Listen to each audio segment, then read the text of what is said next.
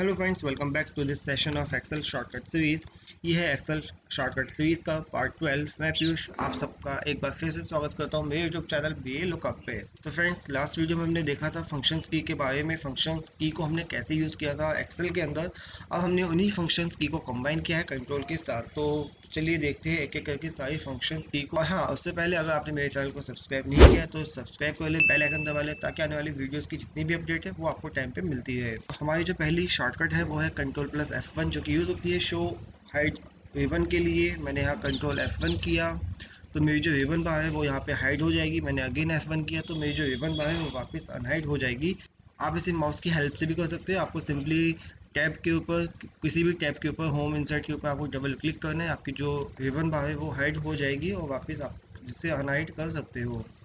Next है आपका Ctrl+2, जो कि यूज़ होती है प्रिंट कमांड के लिए। दोस्तों, मैंने आपको दो कमांड और ऑलरेडी बता चुका हूँ अपनी प्रीवियस वीडियोस में। तो ये दो कमांड होती है Alt+P एंड Alt+F, तो इन दोनों कमांड से भी आप जो है प्रिंट दे सकते हो, और Ctrl+F2 की हेल्प से भी आप जो है वो प्रिंट दे सकते हो। तो फ्रेंड्स, नेक्स्ट है आपका Ctrl+F3, जो कि यूज़ होता है नेम मैनेजर के लिए। दोस्तों, नेम मैनेजर होता है आपकी फॉर्मूला टैब के अंदर, डिफाइन नेम ग्रुप के अंदर नेम मैनेजर। तो आपने अपनी वर्कबुक के अंदर जो भी table name, cell range name या किसी भी सेल को नाम दिया है तो वो यहाँ पे शो होगा। एग्जांपल के लिए, बाय डिफ़ॉल्ट एक्सेल के अंदर जो सेल का नाम होता है वो आपका रो एंड कॉलम का जो कॉम्बिनेशन होता है वो दिया होता है। जैसे कि F3 है, यहाँ पे ये F4 है, ये F5 है। इस सेल को मुझे नाम देना है, सपोज यहाँ पे मैंने नाम दिया, इसको नेम नाम दे दिया। तो अब ये यहाँ पे आपको F2 नहीं दिखाएगा, यहाँ पे आपको वो नाम दिखाएगा जो आपने इसको दिया है।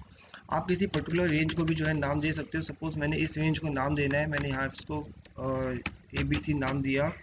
तो अब मेरी जो ये रेंज है ये ABC में कन्वर्ट हो गई है। अब मैं इसे देख सकता हूँ Ctrl+F3 की हेल्प से। तो आप देखो, मैंने एक नाम दिया था, ये एक ABC का नाम दिया था, तो ये यहाँ पे आपको शो हो जाएगा। तो आप इसे डिलीट और एडिट भी कर सकते हो।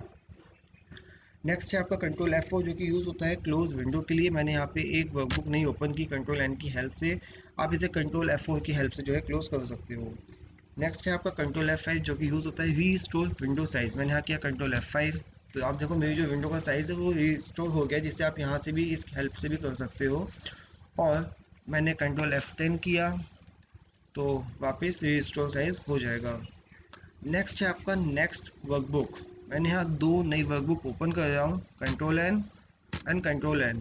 तो अब आप यहाँ पे देखना, ऊपर बुक 19 है अभी यहाँ पे। मैंने यहाँ Ctrl+F6 किया तो मैं बुक 18 पे आ गया, एक्सेल शॉर्टकट पे आ गया। Book 19, book 18 and Excel shortcut. तो इस तरीके से आप अपनी वर्कबुक के अंदर मूव हो सकते हो Ctrl+F6 की हेल्प से। मैंने यहाँ पे Ctrl+F4 की हेल्प से इन दोनों वर्कबुक को क्लोज कर दिया है।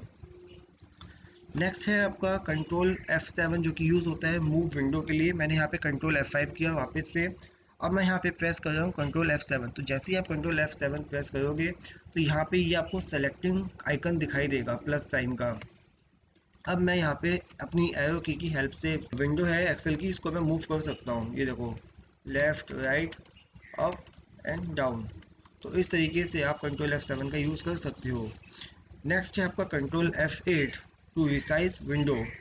मैंने यहाँ एस्केप किया, मैंने यहाँ प्रेस किया Ctrl+F8। तो जैसे ही मैं Ctrl+F8 प्रेस करूँगा तो वापस से आपको सेलेक्टिंग आइकन दिखाई देगा। अब आपको वापस यहाँ पे जो है अपनी एरो की का यूज़ करना है, left, right, up and down. तो देखना, मैंने यहाँ पे राइट किया तो मेरी एक्सेल का जो साइज़ है वो इंक्रीज़ होता जाएगा। मैंने यहाँ अप किया, अब मैं यहाँ अगर डाउन करता हूँ तो देखना मेरी जो एक्सेल का साइज़ है वो छोटा हो जाएगा।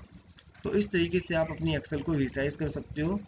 लेफ्ट Ctrl+F8 करके उसके बाद आपको एरो की का यूज़ करना है। मैंने यहाँ किया एस्केप एंड देन मैंने यहाँ किया Ctrl+F10। नेक्स्ट है आपका Ctrl+F9 to minimise a workbook. मैंने यहाँ Ctrl+F9 किया तो मेरी जो वर्कबुक है वो मिनिमाइज हो जाएगी। नेक्स्ट है, मैंने आपको बता ही दिया F10 का यूज़ रीस्टोर करने के लिए। नेक्स्ट है आपका Ctrl+F11 न्यू मैक्रो शीट। मैंने यहाँ Ctrl+F11 की। आप देखोगे यहाँ पे मेरे पास एक नई वर्कशीट आ गई है मैक्रो 1 के नाम पे। तो F11 से आप जो है कितनी भी वर्कशीट ओपन कर सकते हो, मैक्रो 2, मैक्रो 3। आप यहाँ देखो मेरी जो वर्कशीट्स है वो ओपन हो गई है। तो यहाँ पे मैं इसको डिलीट मार देता हूँ। नेक्स्ट है आपका Ctrl+F12, जो कि यूज़ होता है ओपन करने के लिए। मैंने यहाँ पे आपको एक और कमांड बताई थी प्रीवियसली, Ctrl+O या फिर Alt+F, O। तो अब आपकी जो एक और कमांड है वो है Ctrl F12। मैंने यहाँ किया Ctrl F12 तो मेरी यहाँ ओपन की जो विंडो है वो ओपन हो जाएगी। लेकिन इन दोनों कीज़ में और इस शॉर्टकट की में क्या डिफरेंस है वो मैं आपको बताता हूँ। आप ध्यान से देखिएगा, जब मैं Ctrl O प्रेस करता हूँ तो मैं पहुँचता हूँ यहाँ पे। तो यहाँ पे जब मैं ब्राउज़ ओपन करता हूँ तब मेरी जो ये विंडो है वो ओपन होती है। लेकिन Ctrl F12 की हेल्प से आपकी डायरेक्ट ये जो ब्राउजिंग विंडो है वो ओपन हो जाएगी। तो फ्रेंड्स, आज की वीडियो में इतना ही। उम्मीद करता हूँ आपको ये शॉर्टकट की समझ में आई होगी। आप इसकी प्रैक्टिस कीजिएगा और अगर आपको कोई डाउट है तो आप मुझसे कमेंट करके भी पूछ सकते हो। तो मिलते हैं नेक्स्ट वीडियो में कुछ और नई शॉर्टकट की के साथ। Till then keep practising, keep learning और hit the subscribe button and bell icon to get the latest update. Till then, जय हिंद, जय Bharat. Thank you so much guys.